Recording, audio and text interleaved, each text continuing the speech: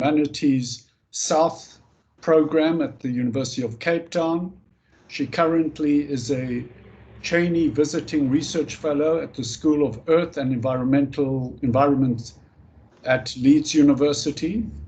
And she's been a fellow at a number of research centers and institutes, the University of California at Santa Cruz, a Mandela Fellow at Harvard, and a Rockefeller Humanities Fellow at the Smithsonian.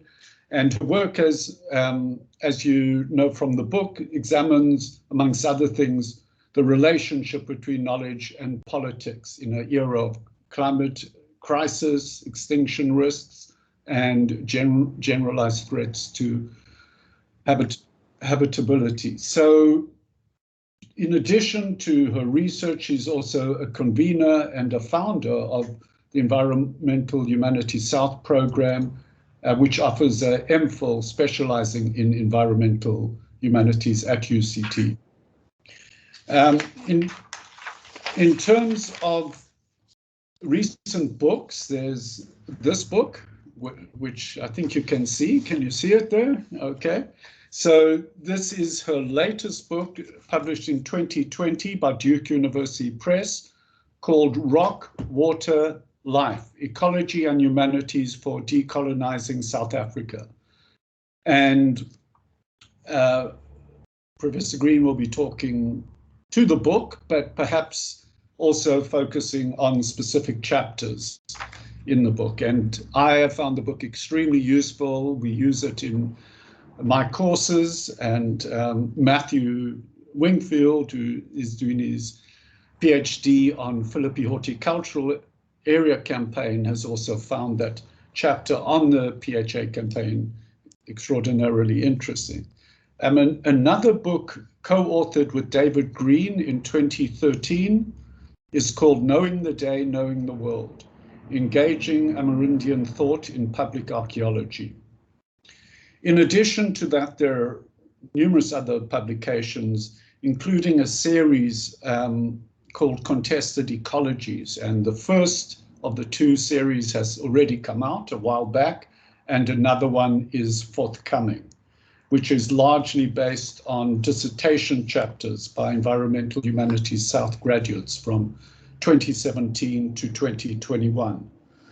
I'm not going to go through all the research grants. There are many, and I think one of the key ones have been this Fulbright and Mellon grants that have made this environmental humanities program possible, but there's an extensive list of those grants in addition to keynotes in many parts of the world.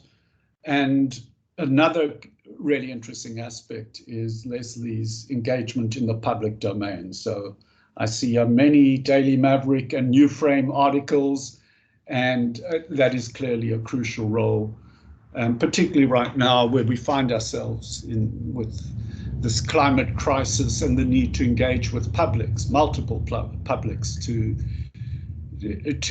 convey or create the conditions for debate and for understanding. So, Lesley, thank you very much for agreeing to give the talk.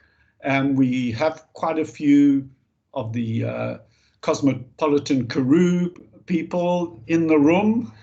Literally, I can see them. This is as you can.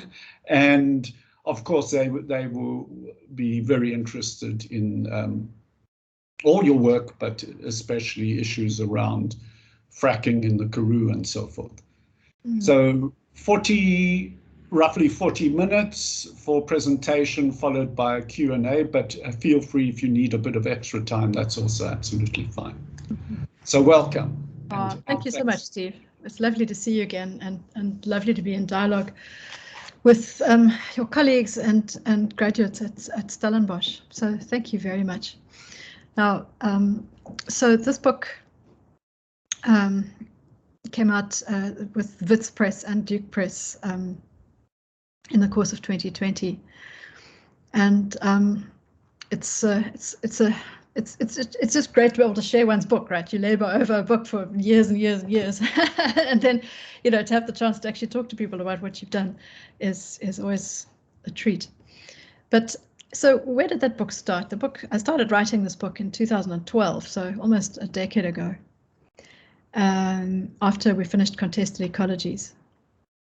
And what I was puzzled about was how intensely polemical environmental conflicts were in South Africa.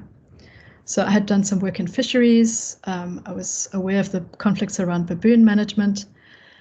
Issues around water were beginning to surface. Obviously, land struggles and issues around farming and were of concern. And seawater quality, you know, I was paddling out in the ocean and the paddlers would be getting sick, but the city was adamant that there was nothing wrong.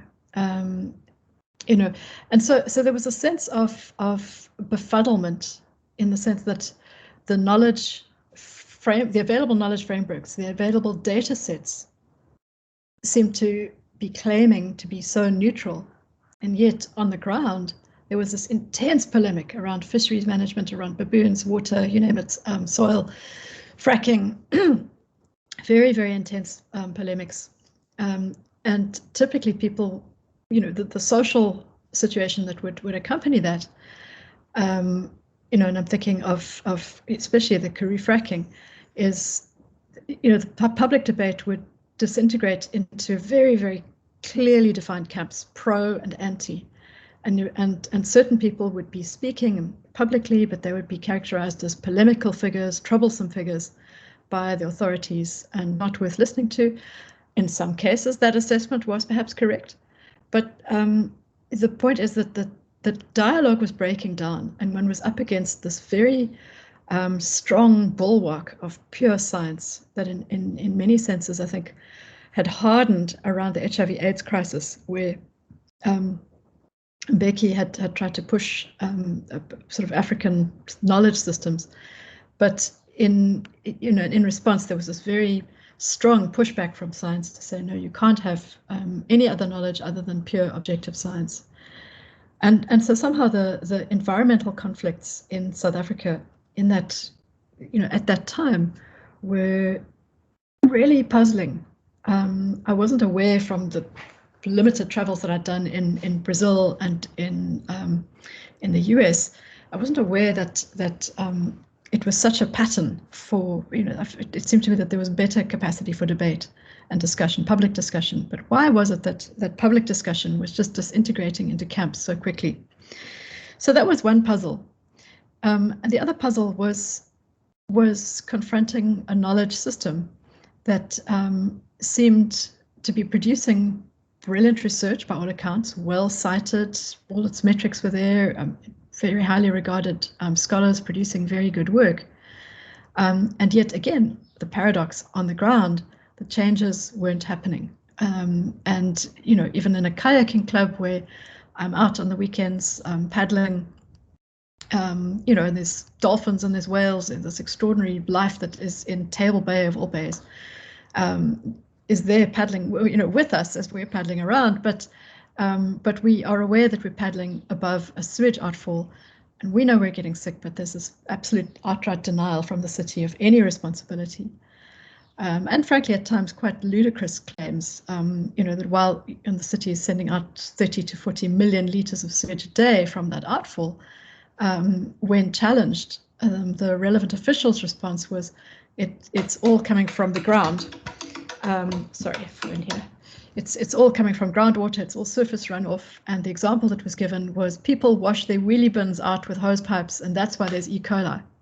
And that argument you will find in the Know Your Coast report that was issued by the city in 2019. That same argument, 3 Anchor Bay, where we were paddling, but one of the reasons that they give is people wash their wheelie bins out with hose pipes. So there's this ludicrous argument. I mean, you could imagine some of the comedians, John Oliver and others, having a field day with this argument that this tiny little bit of, you know, 6 litres or 10 litres of water that you use to wash your wheelie bin is being blamed for when there's 40 million litres of raw sewage going out to sea. The other thing there was just this madness of sending sewage out to sea. this Victorian idea of an end of a pipe, an end of pipe solution. What is that but an extraterrestrial mindset? You know, this idea that you can put human waste in a pipe, send it out to sea, and it's no longer going to be part of the world in any sense that needs to be of any concern to anybody. And you know, there seems to be something really particularly extraterrestrial about that, and that fits with this notion of a human who's not fully on the planet, and this nature-society divide. So again, there's a sense of there's fantastic knowledge being produced, brilliant knowledge being produced by our colleagues in the sciences, and yet on the ground we are struggling with to actually live in this nature that is being described. And why is that? Now I want to just share a couple of slides with you now. Why can I not see this? I'm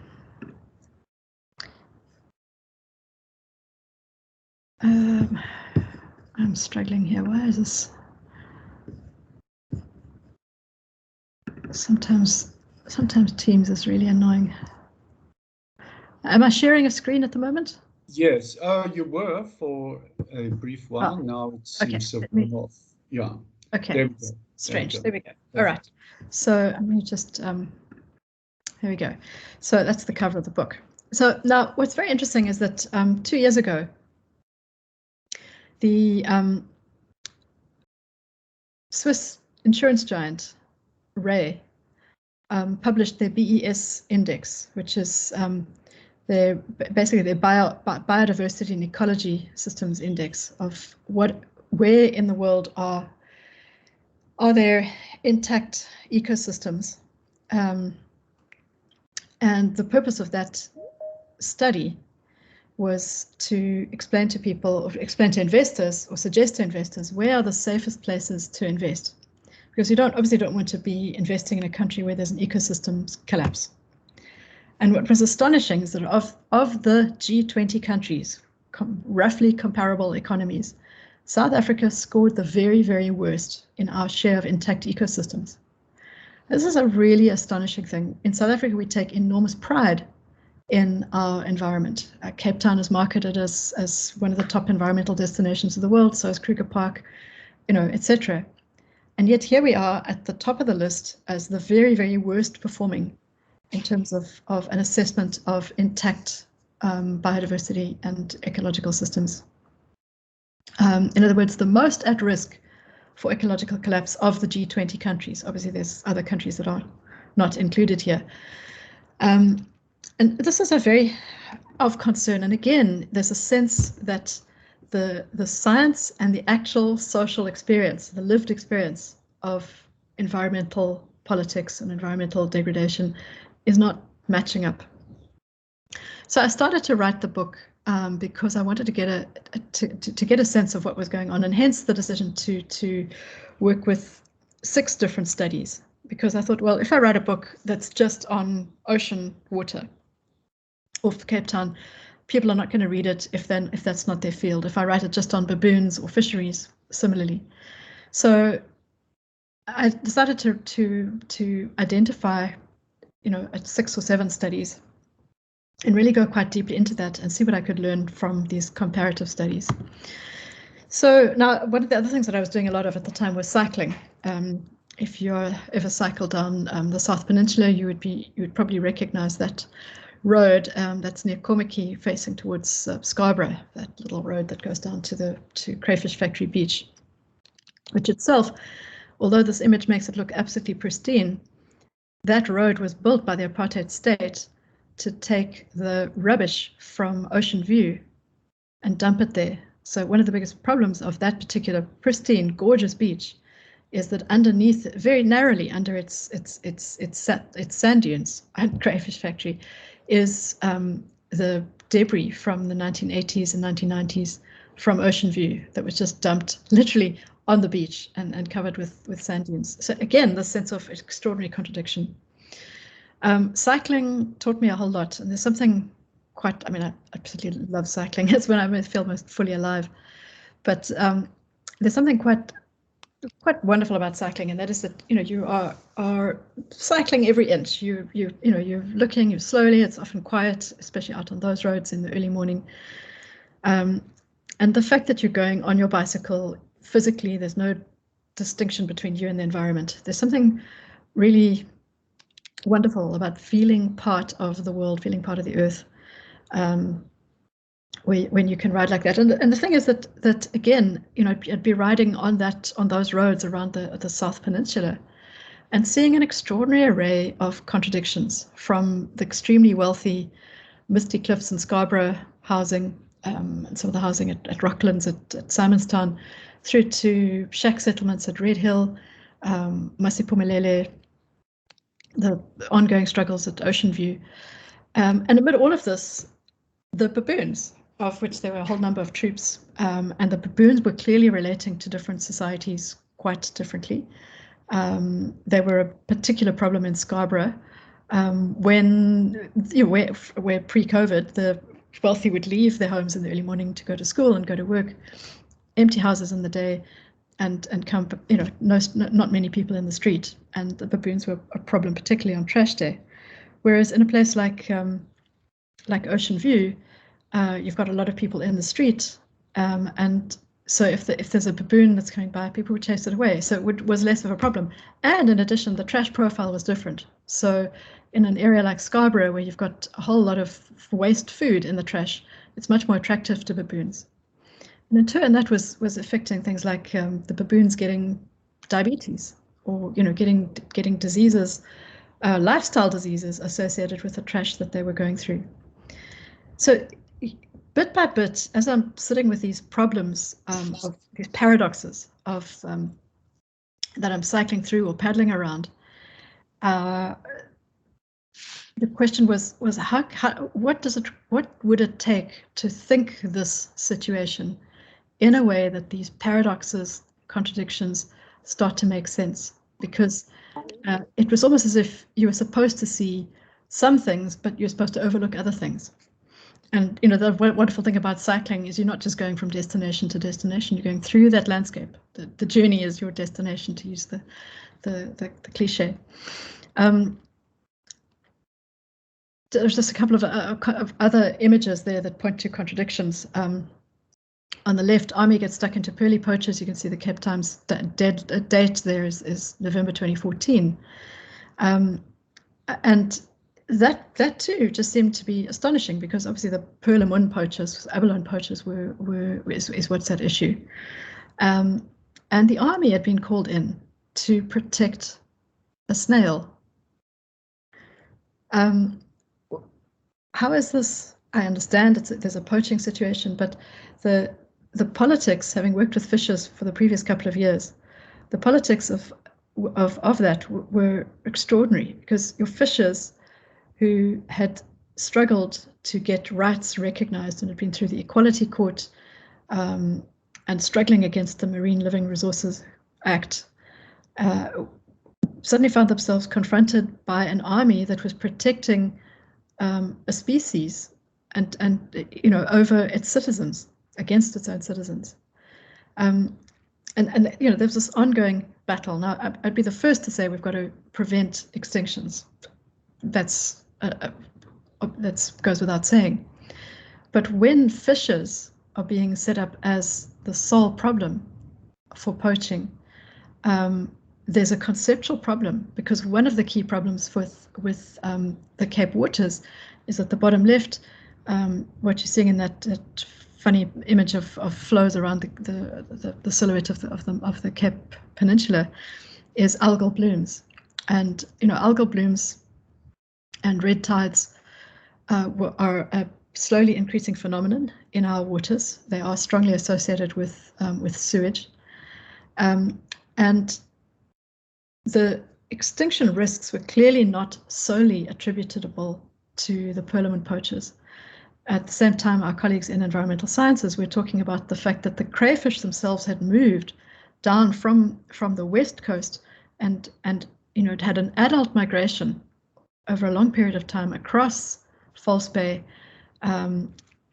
such that in the marine science literature, there was a discussion around regime change, ecological regime change, that the lobsters, having West Coast rock lobster, had moved into that area, and were changing the ecosystem. And among other things, one of the risks that had brought to abalone was that lobsters prey on the sea urchins that would be protecting the baby abalone. If there's no sea urchins, the baby abalone don't have any protection. But the lobsters were, this is this regime change, and all the trophic cascade, the food web had shifted, and there's some brilliant science, brilliant papers on that. But that, geophysical reality of the changing conditions of sea temperatures and the shift of an entire species, that was not part of this mindset that said, let's call the army in to stop purloin poaching. The purloin are going to go extinct. We must, So again, there was this partial thinking going on. And two other things, the two bottom images, Save the Rhino, Hunt the Poacher, and then there's that wax seal. Those two were extraordinary contradictions that I wanted to sit with and try and resolve. And the one is, I'm sure you've seen this particular bumper sticker floating around on various wealthy people's cars. Palala Rhino Sanctuary is actually part of Palala Hunting Lodge, where you could pay, at the time that I did this research, $4,000 or $5,000 for the privilege of hunting an average standard-sized buck, or you could pay $30,000 to hunt a lion, or a special price to hunt a white lion. So Palala it was actually a hunting lodge, but they had set themselves up as a rhino sanctuary, and we used genocidal language that I was familiar with from having done some research in the Karoo and the Western and Northern Cape, where 100 years ago, just over 100 years ago, there was the genocidal language was exactly the same. Hunt the poacher. And how could it be that this clear indication of racism, racist analysis of the problem, not looking at local history, was dominant? What was going on there? Why was that such an easy thing to say, such an easy position to occupy, without recognizing its historical complexities and the present difficulties of maintaining that kind of an argument in respect of its appropriation to racism. So green racism began to be an issue for me as well. And then that bright red wax seal over there was something that is a seal that's in the possession of the Ezeco Museum. And that is actually a seal from the deeds office, which holds the records of property ownership. So if you own a house, you have to lodge your papers at the deeds office, and then that's where it is agreed final decision, final truths of ownership are recorded in the public record. And that was a seal from, I think, early 1830s, the Office of Slaves and Deeds. So this very office where the ownership papers of my own house, my property, were lodged, was also the space where the records of slave ownership had been lodged, and that office had simply changed its name. And again, hard to even begin to make sense of that. Was it enough to just simply say, well, that was racist to have offices of slaves and deeds? The complexity there was that that in itself was an innovation the British brought in, and they thought that was progressive, because for the first time slaves actually had an existence in the bureaucratic system, and that actually was brought in as a progressive intervention for the protection of slaves. The slaves could lodge complaints against their owners, their masters. But for me, the larger question, as I worked with that and thought that through, was: is it perhaps the case that our very notions of mastery and ownership of nature, including land, are the wider problem that we need to think about? So Now, how do we get this? There we go. So the chapters, then, here's an overview of the chapters. I divided the book into 3 parts. The one was looking at pasts, but clearly I didn't want to say that those pasts are gone because they were so very present with us. So past, present. And the first chapter looks at the relationship between Table Mountain and water. Second chapter looks at fracking the Karoo and starts to think through petropolitics and green capitalism. The second part looks at what's emerging. What are the futures that are present? What new movements are happening? And there I wanted to engage issues of knowledge, the challenges from Roads Must Fall, in particular the issues around Science Must Fall. You might remember the talk, the 4-minute talk, 4-minute recording that went viral on YouTube in relation to an important but very poorly articulated question around scientific authoritarianism, that in which the speaker was pilloried, but that in many senses was, in my view at least, the end of the political credibility that Roads Must Fall had up to that point enjoyed in the public sector. Public opinion of Roads Must Fall shifted dramatically after that video. So I wanted to try to explore that and explore that particularly in relation to some work that I'd done with a botanist and an organic chemist and a range of students, including an anthropologist, because I saw the ABC project, Anthropology, Botany and Chemistry, working with Namakwa plant medicine, and particularly the healers, to think about how, what plants, what medicinal efficacies do particular plants have, and how do we think about that? And so that was a chapter that was really exploring questions around indigenous knowledge, and trying to bring the Roads Must Fall questions around knowledge into dialogue with the treatment action campaign's resistance of indigenous knowledge in the struggle against HIV, and then try to open up those questions in a different way. And I think that really is what characterizes the book. Is for me, we kept getting stuck in polemic in each of these environmental situations because the questions that are being asked were not necessarily the most helpful questions. So how to shift the questions, how to see the bigger picture and ask different questions in a way, as a way of trying to break down existing polemics that are intractable. So the following chapter there looks at questions of land restitution and soil restitution. And I use the word soil restitution in particular because so many agricultural lands are so devastated, they've been extracted to the point of desiccation. And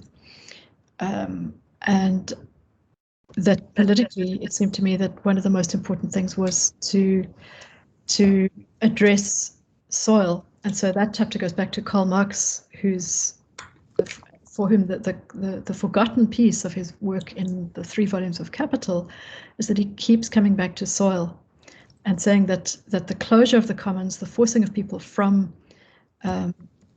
commonly owned land, as in forests and fields, and forcing them off these newly declared private estates, forcing them into the city, was going to have a dramatic effect on ecology, and that the ecology of capitalism was ultimately unsustainable because it didn't look after its soil.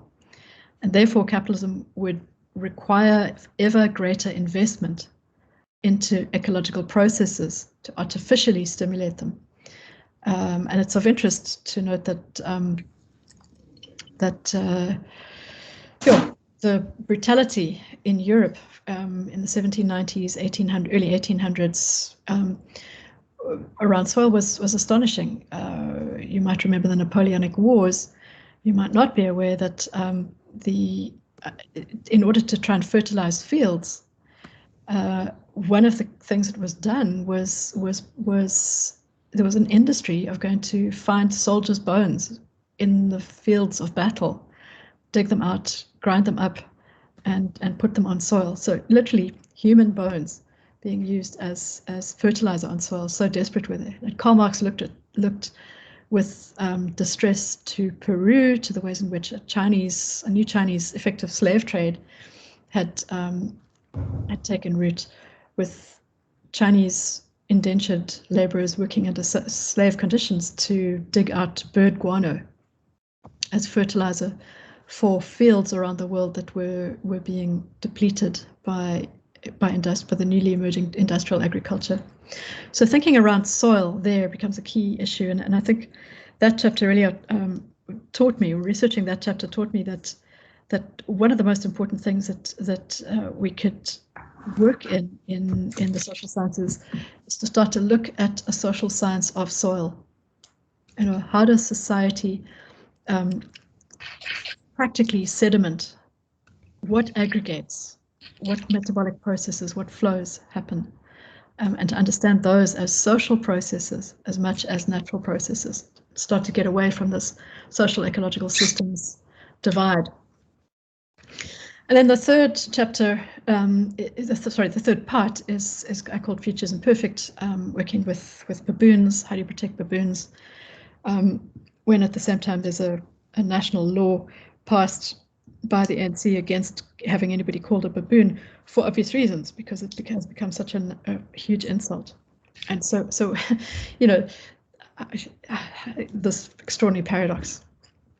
And then chapter 6 looks at ocean regime shift, engaging particularly with the lobsters, and Anthropocene changes in temperatures, and also the disposal of human waste to oceans, and what is that doing, and what does that mean for extinctions risks, among others. And then I closed it with a section, a fairly long conclusion, in which I try to propose a series of interventions of how do we actually think differently. And so where the book goes, and I thought let me rather pull this forward in the presentation and talk about this fairly early rather than really right at the end, is that, you know, my question was, how do we actually compose an ecopolitics that is able to assist us to unmake the Anthropocene, these relations, these planetary relationships that have become so destructive because society, right, because of the ways in which our social systems and our economic systems have taken form. We are now in a situation of damaged planetary relationships. How do we frame an ecopolitics that's useful? So there's 6 key points. And the first actually comes from M.A. Césaire, and there's a significant part of the book is in a deep engagement with the work of M.A. Césaire, who you might know of as one of the founders of Negritude with Leopold Senghor. And I think that you know, Césaire's phrase, colonization is thingification, which he wrote in the 1950s in his book Discourse on Colonialism, is absolutely spot on. And what he's identifying there, from the perspective of having had to navigate the experience of objectification as a black man in white society, arrived in Paris in 1931 at the very time that the French had their Exposition colonial, the colonial exhibition, which sold 33 million tickets in the months, 7 or 8 months that it was open. 33 million tickets were sold. An estimated 8 million people went. In other words, people went and then they went back on average 4 or 5 times.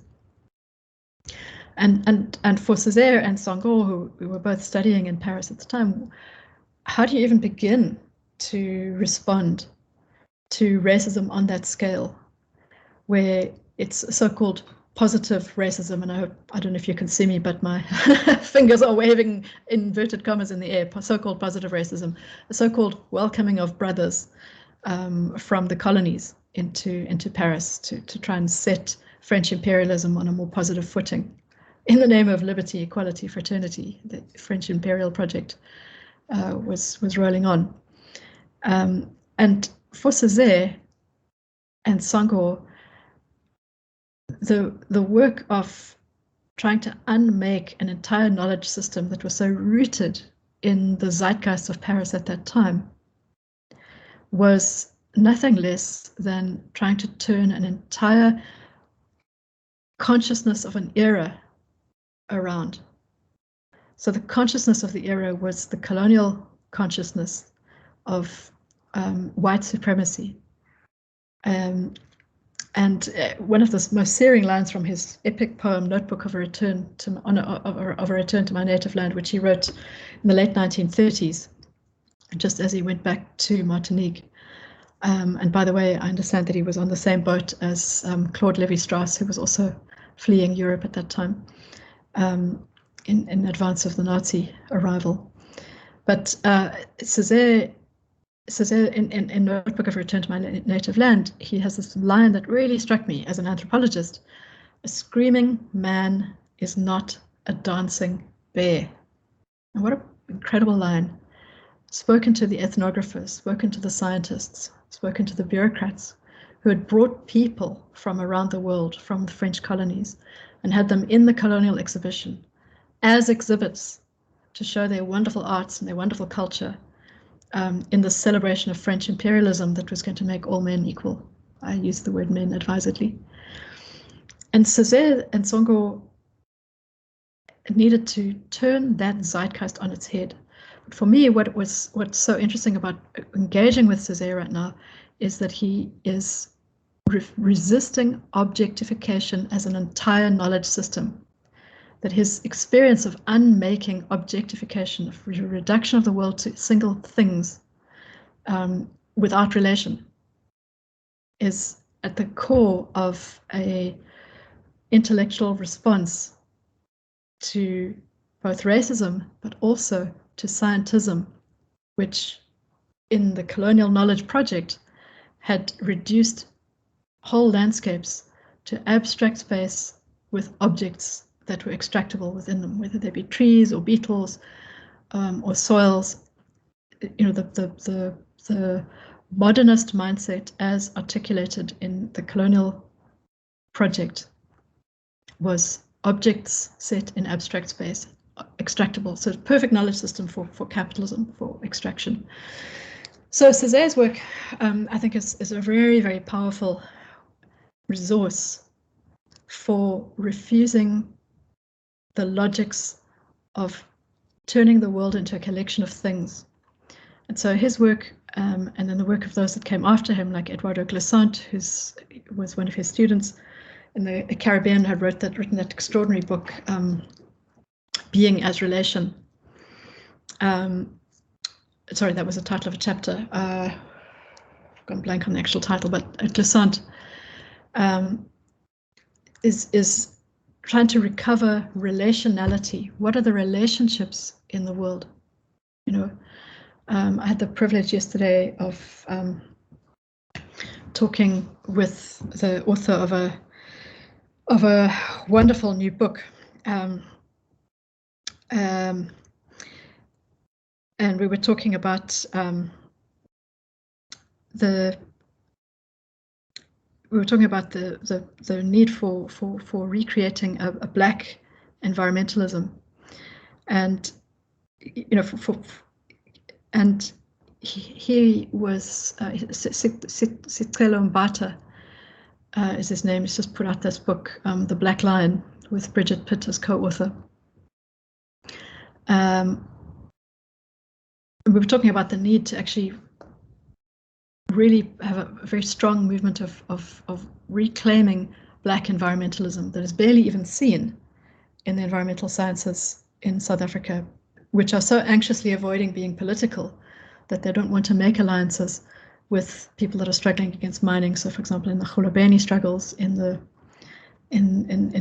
Wild Coast, or the struggles against titanium on the West Coast, there's very few environmental scientists who are willing to recognize those movements as environmental movements on their own terms. So, yeah, so recovering relationships and relationalities is a key thing.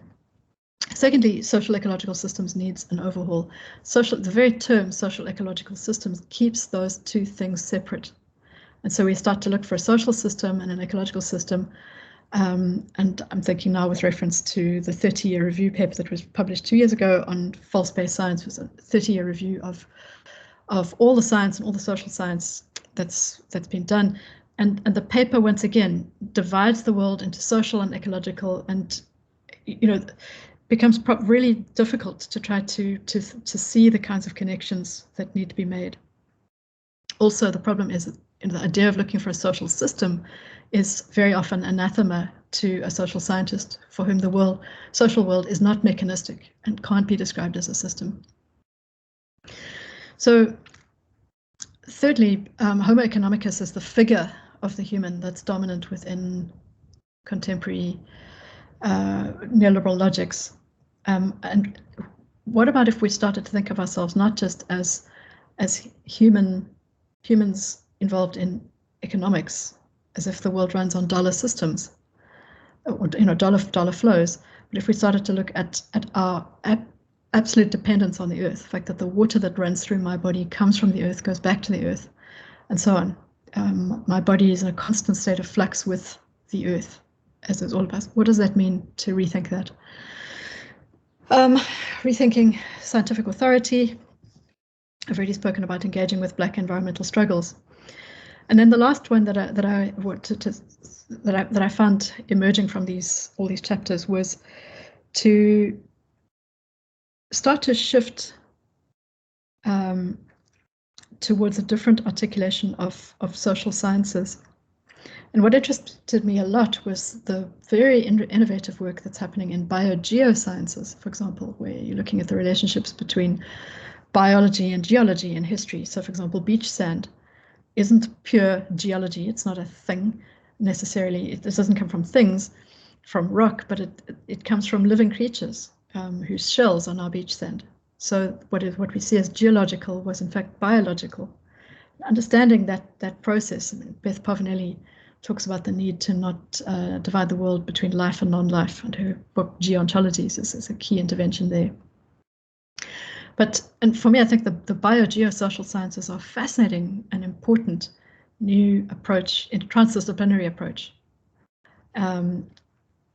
but they lack an engagement with the social. There's not an understanding of the aggregates and the sedimentations that are occurring in relation to society, because the mindset is still too separate, that they deal with nature rather than society. So the work I've done since publishing this book, has been around building on that idea of biogeosocial sciences and working very closely with some critical zone scientists at Leeds University and elsewhere to say, okay, let's work with critical zone approaches, which is the question of what makes habitability possible in a particular area. So where I happen to live next to Zeekoevlei. What makes habitability possible? What makes the air quality possible? What makes how is it possible to live in this environment? And it's entirely possible that if this environment or any environment gets so damaged, it no longer is habitable. But how do we understand society in relation to habitability in any particular area? I love that approach because it means that I can start to work on questions of climate politics without immediately slipping into questions of the planetary, because as soon as one is starting to talk in the language of the planetary, one is out of a scale that the social sciences are used to working with, number one, and number two, one is very easily slipping into the languages and practices of globalization and indeed imperialism, and to work locally is, in my view, much more empowering. So those were the three sections, but I wanted to focus particularly on the issue of the Karoo. I can see time is moving quickly, so this image on the left here is the part of the monument that was done for Africa Burn sub-terrafuge installation that was opposing fracking.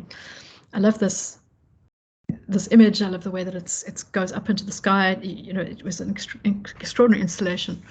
So I wrote a little bit about that. But anyway, that's for the purposes of this talk, that's the marker to say we're talking now about the Karoo. And one of the things that fascinates me about fracking is that one is, as with all petropolitics, seeking to use the sun's energy that landed on the earth a gazillion years ago, rather than using the sun's energy that's falling on the earth today. One of my critical zone colleagues tells me that in 2 hours a day, the sunlight that falls on terrestrial spaces alone on the planet, let alone the sea, is sufficient to power everything, every single piece of electricity that's needed on our planet. All industry falls within 2 hours of sunlight every day, and yet we're digging up fossilized solar energy that was put into rocks in through photosynthetic processes and fossilization, number one. Number two, what fascinates me is that the Karoo itself is actually a very large area, and that the area that the Karoo that we're familiar with as the Karoo is very broadly, was part of a whole section of Gondwana land a long time ago.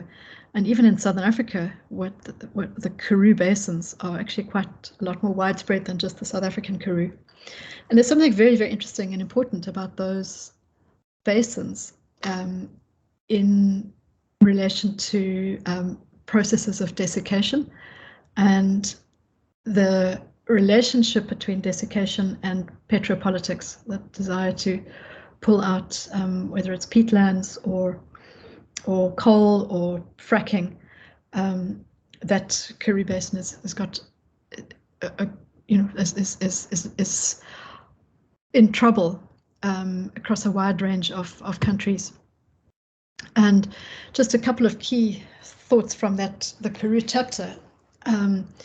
I wanted to think what the chapter does is propose that the Karoo is a damaged landscape, and that one of the key things that in fact undergirded this damage was the technology of the windmill, which made it possible to surface fossil water deposited underground a long time ago and recharged in ways that are poorly understood in science.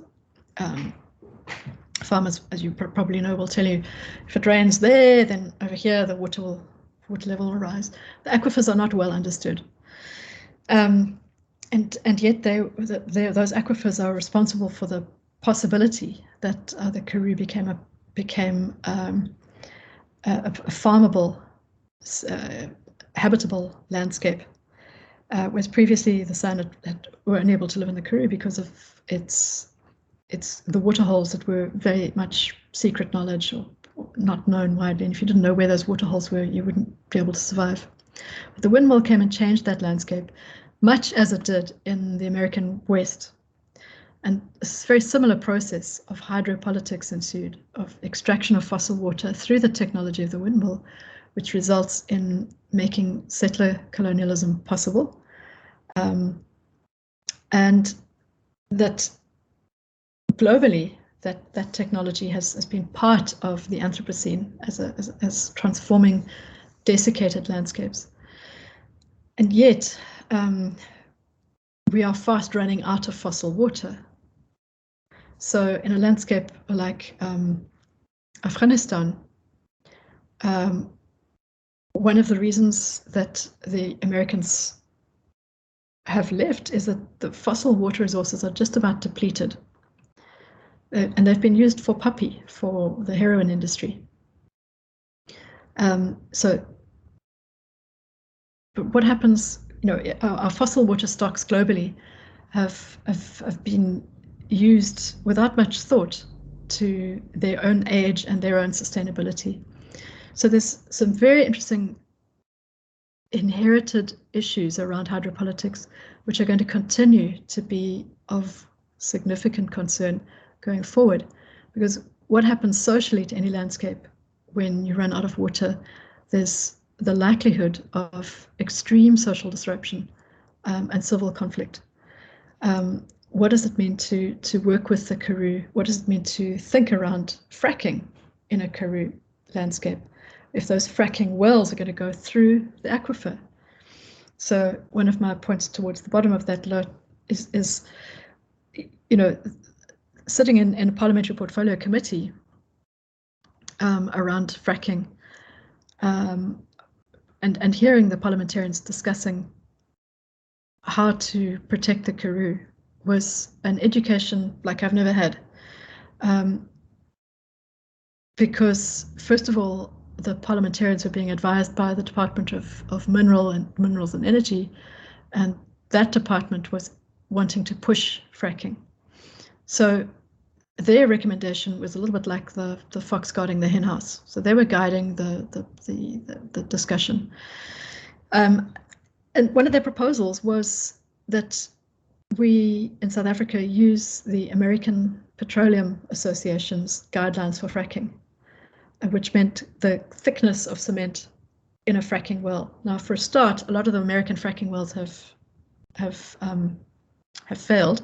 So there's a problem of polluted aquifers and landscapes from both fracking wells and from the storage of frack waters in California, etc.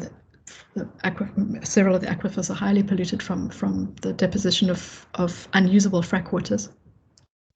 But the South Africans the parliamentarians were being persuaded in that meeting, at which an outsider has no right to speak, that the APA guidelines were okay, but the APA guidelines are designed for wells that are up to 2 kilometers deep, whereas in South Africa, some of our wells here would be 5, maybe 7 kilometers deep. So you can imagine the amount of energy that it would take, the amount of pressure that would mean, the additional pressure that would be on the cement that's supposed to keep hydrosphere separate from lithosphere, water from rock. And again, the question came up of what does it mean to do something like environmental regulation? And listening to the parliamentarians debating these issues of regulation was quite a shock, because I'd attended various meetings run by, or consultancies run by engineers, and listening to them, I was fairly convinced that they had this myth, a cosmological illusion about the powers of cement, because they weren't thinking about futures like earthquakes, or they weren't thinking about. There was such a limited time frame that they were speaking of, and they had such extraordinary faith in cement to be able to keep toxicity out of other hydrological flows. They weren't really thinking in terms of processes at all. They were thinking in terms of property relations and not time. And similarly, the legal regulators, environmental regulators, were passing laws and proposing laws about protecting the future of this landscape. What is the time frame involved? If your water, your fracking water, your fossil water in the aquifer is polluted, if you've stored waste frack water in a fossil water situation where you yourself don't know where that fossil flow goes to, but then we're talking about water that's underground, kept out of the earthly hydrological cycle in fossil timescales. Is that viable? Is that reasonable? Is it possible to consider a legal regulation as logical and feasible if it's trying to regulate something in perpetuity, because that toxicity would be there in perpetuity? Is it possible to regulate that with a material like cement that at most has got a 50-year lifespan? So there's so many ways of trying to open this up. And I think that the bottom line that I want to just close with is that we need to be rethinking social relations around ecology via material relations. So to look at the toxicities of wastewater that's going out to sea and understand that process, follow that materiality, follow the materiality of cement and the ways in which materialities are imagined. Because the actual lifespan, the actual characteristics of materials around which we are basing laws are different to what those laws expect to be able to accomplish. So a lot of what I was doing in this book was really trying to focus on the disjuncts, and again learning from Césaire to do the work of what he called Surrealism. Now, he was in close association with the Surrealists like André Breton in France at the time. And in fact, Pablo Picasso illustrated one of his books on poetry called The Lost Body. So he was very much part of that French movement, but he was also someone who gave leadership to it and was someone that had his own version of it. So whereas a lot of the Surrealist movement shifted into the quasi-hallucinatory, for Césaire, Surrealism was useful as a political strategy for learning to see. So when he spoke about Surrealism, he was talking about the surrealism, the realism beneath, the realism, the real that you're not expected to see. And you can imagine that as a colonial subject, a damaged body from a damaged landscape up against this exoticized, romantic idea of the colonies and these wonderful circus type others who are going to entertain Europe. He's interested to bring to the fore that which doesn't fit the dominant version of the real. And I like that politics because it's a different kind of discursive engagement to irony, which has been dominant in many of the social sciences for a couple of decades now. The point is that irony doesn't require you to think in new terms. Irony just requires you to have a tone. Use the same word, change your tone, and everybody knows, well, those who are insiders know that you actually mean the opposite of what you're saying. You don't have to do the hard work of finding new words to map the world that you're trying to describe. Whereas the Surrealist project is, as I read Césaire's Surrealist project was a project of a radical empiricism that requires you to, it makes it possible for you to see what you're not supposed to see and bring that into dialogue. I'll leave it at that. Thank you, Steve.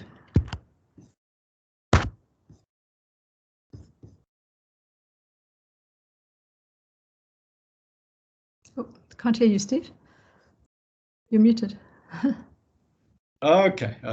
Thanks very much, Liz. I mean, there's such an enormous amount here. I'm sure people are still processing what you've presented. Are there any questions, comments at this stage? I'm also trying to think through. I mean, just even that end bit about Césaire, I found absolutely fascinating. And yeah, this idea of trying to see what we're not meant to see, and it has so many dimensions.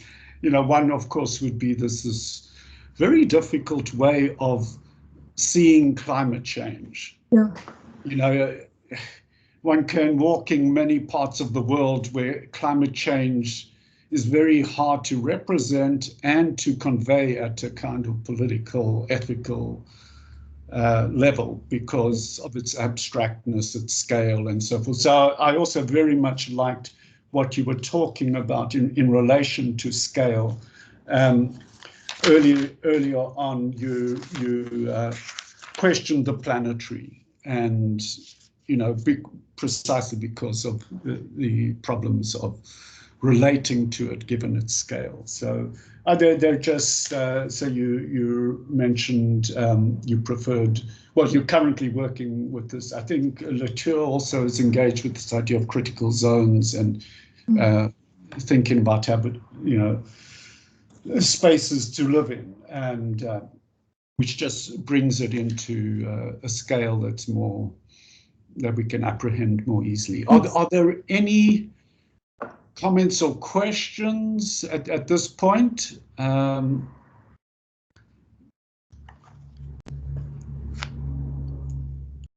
I would like to perhaps, and while people are I see Matthew's got his hand up. Matthew, do you want to go ahead? Hi, Stephen. Thanks. Can you hear me okay? Yep. Okay. Well, firstly, I just want to say thank you, Prof. Green, for such a very interesting talk and presentation. I've read your book a couple of times now, and I always find it interesting. And as Prof. Robbins says, we definitely use it, especially your chapter 4, in teaching postgraduate and undergrad. So, as Stephen said, my PhD thesis is on the PHA campaign, and sort of what they're trying to do and the possibilities that their sort of activism opens up, but also the struggles that they're having, and thinking through that in a time of climate change, water scarcity, and so on, as you map out in your book. So I guess my question would be more about as you do talk about in your coda, the possibilities of ecopolitics. So just for the rest of the group, the PHA campaign, and you note this in various contexts as well as, so you're talking about the Karoo, but also in the PHA, the leveraging of lawfare and evidence. And this is something I've been trying to think about, and the possibilities of that. So as you know, the PHA campaign won in court, and they use that in inverted commas. Sorry, the camera's not on me, but they won in court, but on almost a technicality. And again, it brings up the question of the aquifer, which is the technicality that they won on. And I know the work of Andrea Ballestero, she's worked on that, and I'm using a bit of her work to think through that. But yeah, I'm just trying to think through the possibilities of activism and this ecopolitics in a context, like you say, that's based on the petro-modernity, a neoliberal governance structure, and so on. So how these entrenched systems play out for activists like Gwede Mtashe, just in the Daily Maverick this morning, was doubling down on coal and fossil fuels. So yeah, just thinking through that, but also Prof. Robbins has done a bit of research on the Princess Flay context, and I think they're quite interesting to compare the Princess Flay and the activists in Princess Flay. They were able to stop a development in the area, but the PHA, they have been able to stop developments, but that seems to be running out of possibilities and out of steam, kind of thing. So yeah, just thinking through the possibilities of ecopolitics, and then I'll obviously let the group sitting here also ask a few questions. Thanks, Matthew. Steve, Chair, how shall I respond? One-on-one, or take a few questions? Or yes, let's go with Matthew's questions and comments, and he may have some more, because it touches so closely to the work that he has been doing, so he could follow up a bit later. That's a great question, Matthew. Thank you. And I think that the key question is, absolute key question right now is, for social scientists and for environmentalists and for the kinds of conversations that we can have together, absolute key question is, what do we mean by science? What do we mean by eco? How is that being assessed? So much data can come through at any one time, but is the data seeing what really matters? And I can think of no better example and no more painful example right now than the loss of UCT's African Studies Library. Why did the library burn? It burned because there were pine needles in the gutter. Why were the pine needles in the gutter? Because there were no ground staff. There weren't sufficient ground staff to look, because there was COVID lockdown. How was the building being managed? By spreadsheets, by accounting, by human resources. Nobody could see the pine needles in the gutter, because that's not evident on a spreadsheet. So the aggregation, sedimentation, the process of everyday life is not there. And for me, that's an incredibly painful, I can't even begin to tell you,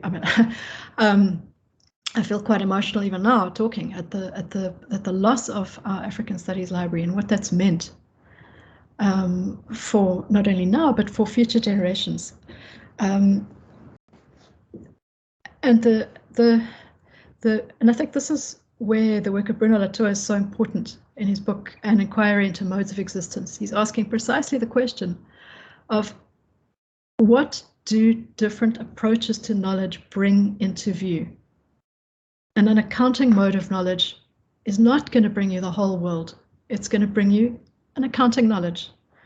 a legal mode of knowledge, a legal victory in court, is not necessarily an absolute truth, because it's a legal victory. I'm thinking now of your PHA thing. It's one on a technicality. And it's not a technicality about the aquifer, it's a technicality of a point of law.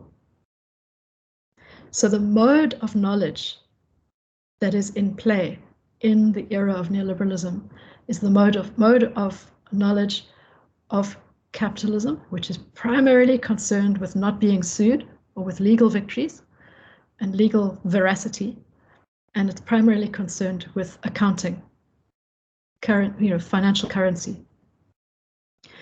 Other kinds of relationships are not evident in that space.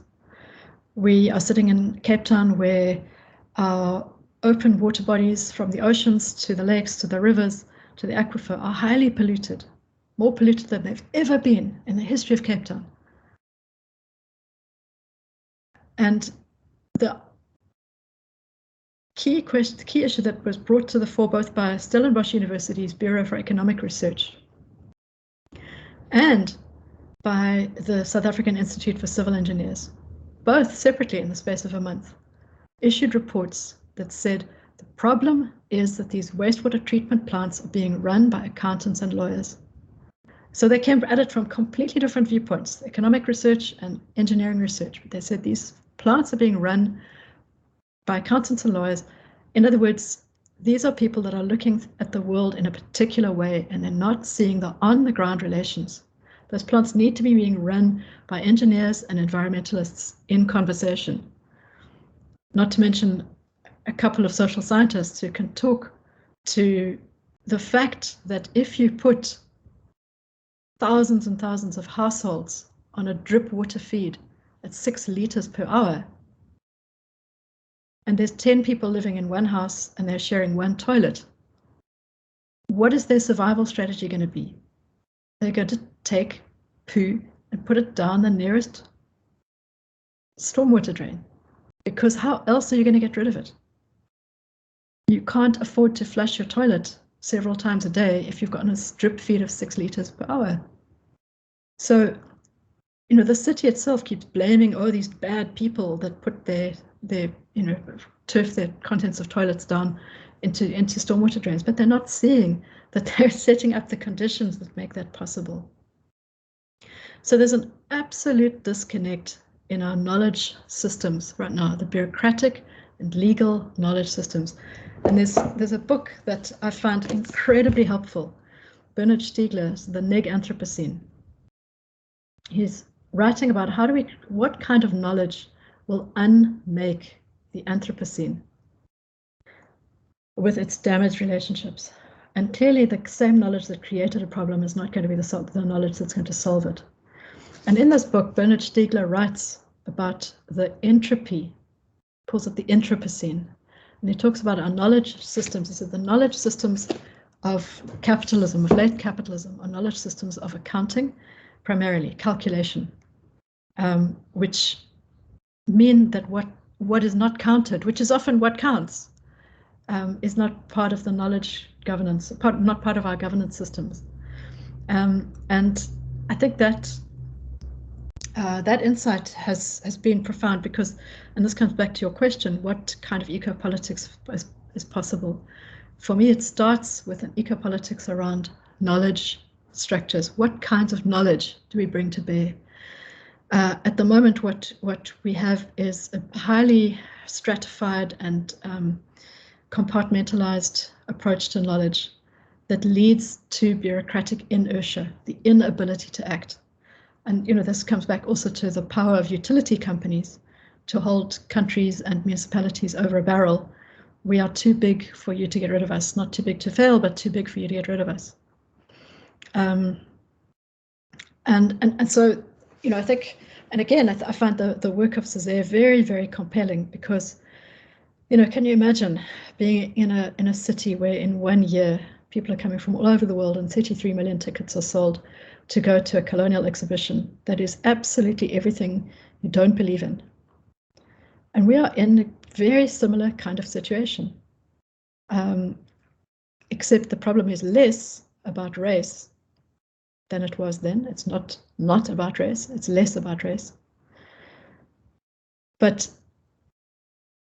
it is predominantly around the ways in which knowledge is produced, data, things that are countable, and the ways in which knowledge is valued, citations, retweets, and so we're not in a situation where we have empowered ourselves as thinkers to put the big picture together. And I think the bottom line here is that there's an urgent need for scholars in the social sciences and humanities to work very closely with colleagues in the environmental sciences, earth sciences, life sciences, engineering, public health, you name it. To work very closely together to reclaim the on-the-ground relations that we each know in our own way, and to together be putting together a big picture. Because I think that is the kind of politics that can shift the bureaucratic inertia that we face right now, of where local government and national governments, and indeed global COP26, are unable to move things. So there's an urgency for a very, very strong social science and humanities engagement with how do we think, and to deliberately step off the data treadmill of producing endless amounts of data, but be reclaiming the big picture.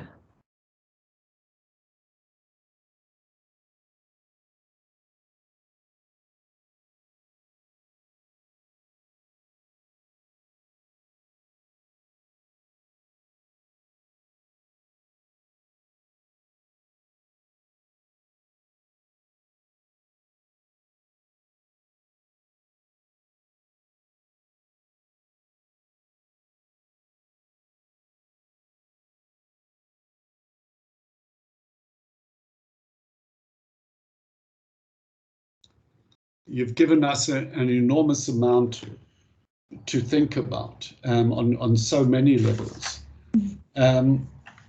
Matthew, I see your hands up, and that would be great, because